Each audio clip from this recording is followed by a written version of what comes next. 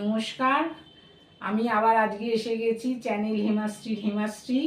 আমি আপনাদের আজকে চিকেন কাবাব করে দেখাবো।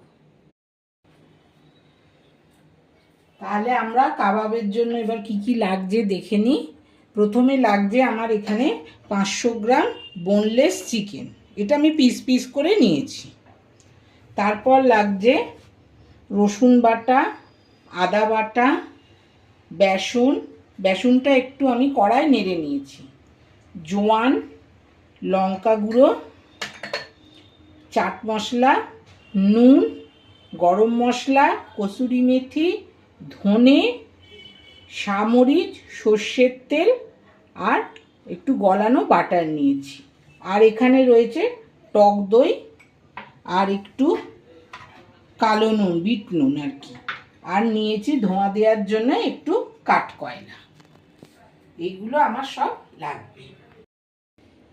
এর মধ্যে একটু আমি পাতিলেবুর রসও নিয়ে নিচ্ছি। চলুন তাহলে আমরা এবার কাবাবটা কিভাবে করব, সে ম্যারিনেশন করব, সেটা আমরা শুরু করছি। প্রথমে নেব একটু পাতিলেবুর রস। লেবুর রসটা কি দিয়ে দেবে? তারপর দেব একটু আমাদের রেগুলারের নুন।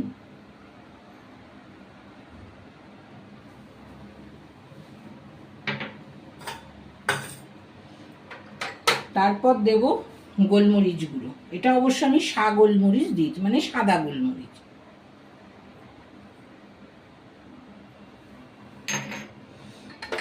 তারপর দেব লঙ্কা গুঁড়ো।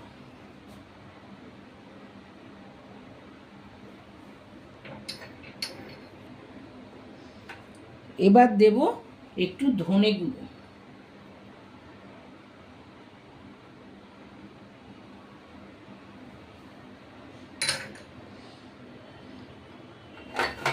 তারপর দেব কসুরি মেথি।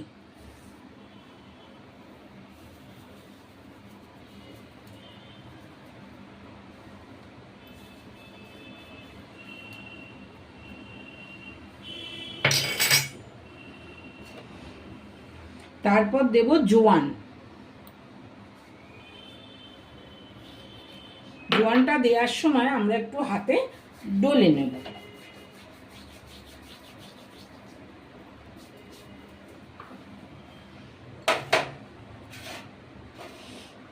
তারপর দেব একটু গরম মশলা। আপনারা এখানে কাবাব মশলাও দিতে পারেন, বাইরে কিনতে পাওয়া যায়। আমি এটা ঘরের তৈরি গরম মশলা দিয়েছি। আর এখানে দেব চাট মশলা সামান্য।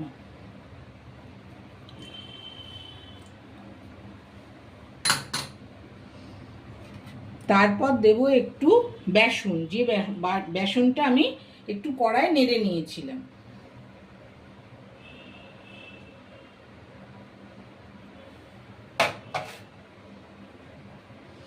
এবার দেব একটু রসুন বাটাটা।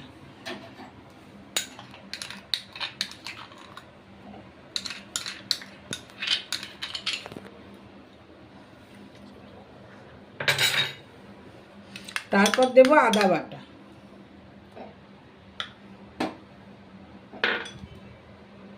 তারপর দেব দই, টক দই। এটা জল ঝরানো টক দই দিচ্ছি কিন্তু।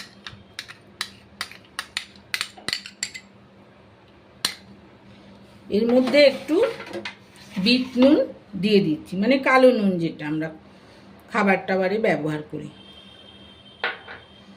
তারপর দেব সর্ষের তেল। কাবাবে বা তন্দুরিতে কিন্তু সবসময় সর্ষের তেল দিলেই বেশি টেস্ট হয়।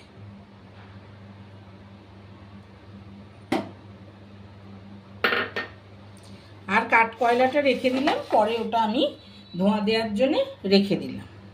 এবার এটাকে মেখে আমি 1 ঘন্টার জন্য রেখে দেব।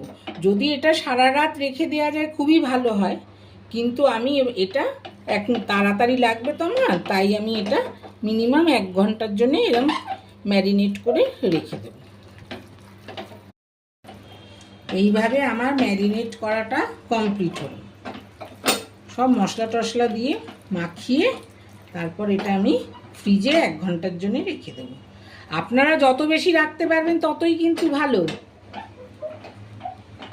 আমার তাড়াতাড়ি আছে তাই আমি এটা করে নিচ্ছি। বন্ধুরা, আমি আবার 1 ঘন্টা বাদে চিকেনটা ফ্রিজ থেকে বার করে নিয়েছি। এইবার আমি এতে একটু ধোঁয়া দেব, কাঠ কয়লার ধোঁয়া দেব। তাই কয়লাটা আমার ছোট, বুঝেছেন? তাই আমি এটাকে একটু সাঁড়াশি দিয়ে ধরে জ্বালিয়ে নিচ্ছি।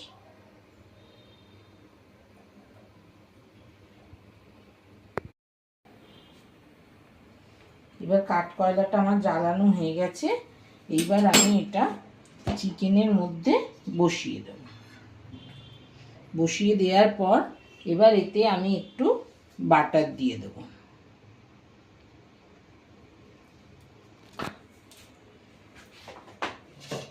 দিয়ে এটাকে আমি 5 মিনিটের জন্য চাপা দিয়ে রেখে দেব। আমার 5 মিনিট হয়ে গেছে। এবার আমি ঢাকাটা তুলে নেব। কাঠ কয়লাটাও তুলে নিলাম, সব সরিয়ে দিলাম। এইবার আমি ননস্টিক ফ্রাই প্যানটা গ্যাসে বসাবো। এবার গ্যাসটা আমি জ্বেলে দিলাম। গ্যাসটা ভালো করে গরম হোক, তারপর তাতে আমি একটু সাদা তেল দিয়ে দেব।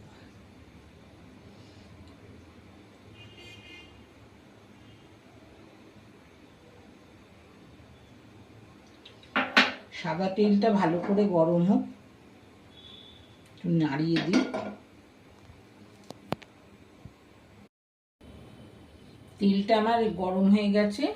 এবার এর মধ্যে একটু আমি গলানো মাখন বাটারটা দিয়ে দেব।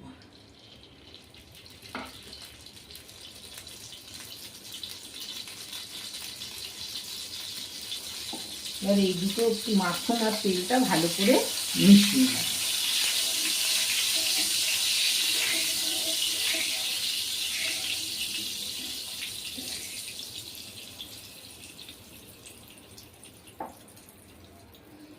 এইবার আমি গ্যাসটা হাইতে রেখে কাবাবের পিসগুলো আমি দিতে থাকবো।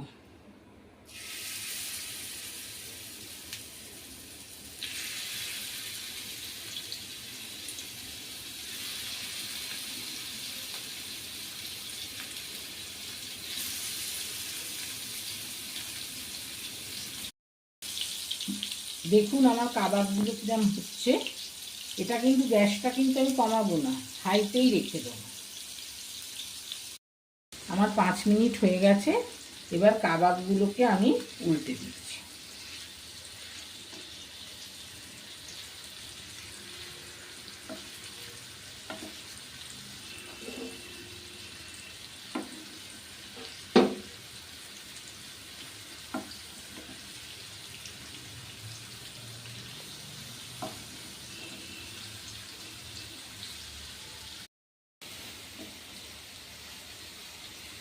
আমি কাবাবগুলো সব উল্টে দিলাম, দিয়ে আবার 5 মিনিট এটা উল্টো দিকটা আবার 5 মিনিট করব। 5 মিনিট হয়ে গেছে।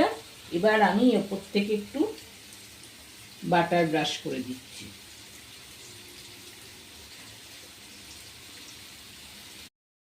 আমার বাটার ব্রাশ করা হয়ে গেছে। এইবার কাবাবগুলোকে আমি উল্টে দিচ্ছি।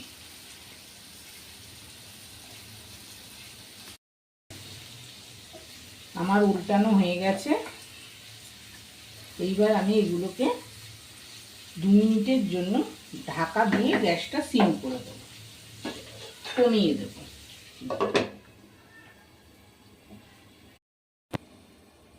দু মিনিট হয়ে গেছে। এবার আমি ঢাকাটা সরিয়ে দিচ্ছি।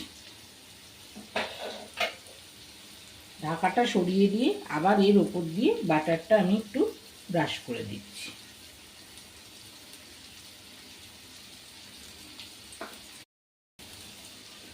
আমার এবার কাবাবগুলো সম্পূর্ণরূপে হয়ে গেছে। এবার আমি গ্যাসটা নিভিয়ে দিয়ে কিছুক্ষণ চাপা দিয়ে রেখে দেব।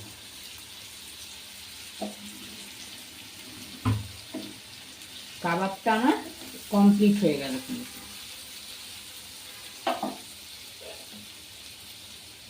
এবার শুধু প্লেটিং করব। আমার কাবাব পুরো তৈরি, আমি পুরো প্লেটিং করে দিয়েছি। এর ওপর খালি অল্প করে একটু চাট মশলা ছড়িয়ে দেবো, ব্যাস।